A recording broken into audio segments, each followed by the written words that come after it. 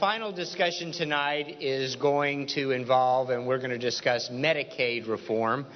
And in honor of Newt Gingrich, I think that since Obamacare is such a big part of Medicaid and some of the problems we have, we can discuss Obamacare as well during this 30-minute segment.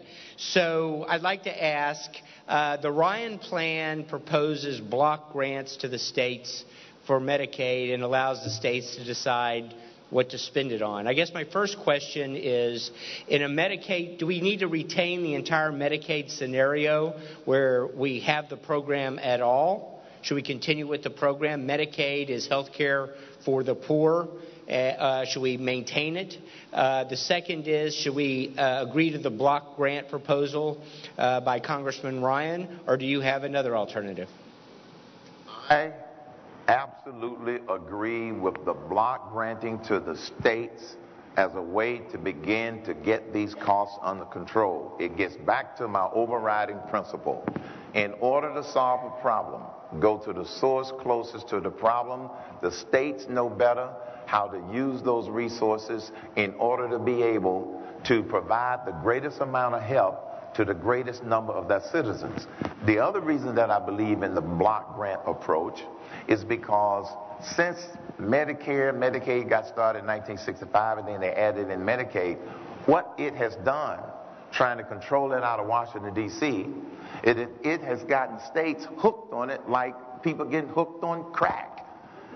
We got to break the crack habit.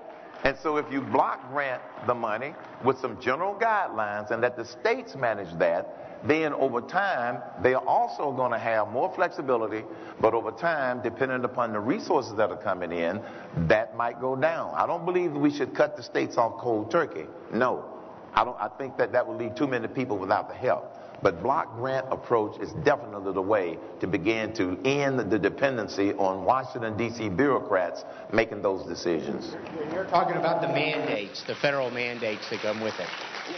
Yes. Ending the federal mandates to the states. Cut those mandates and let the states decide.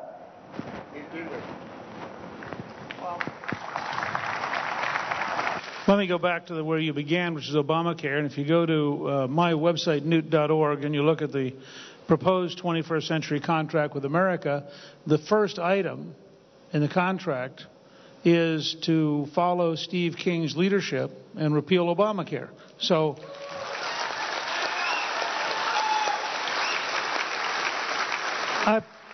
I strongly support Paul Ryan's general approach to block granting Medicaid, and I would point out that Peter Ferrara has also developed a proposal on block granting all of the remaining welfare programs, which has a very similar effect of moving an integrated opportunity for states to deal with people who are poor across a whole range of areas using innovation and new approaches in a way that saves a lot of money. But I want to talk very briefly about Medicaid at a couple of levels.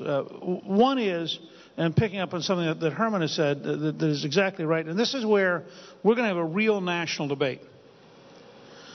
I don't believe you solve problems dealing with poverty under the liberal model that we've had for the last 40 or 50 years of people being helpless. Okay?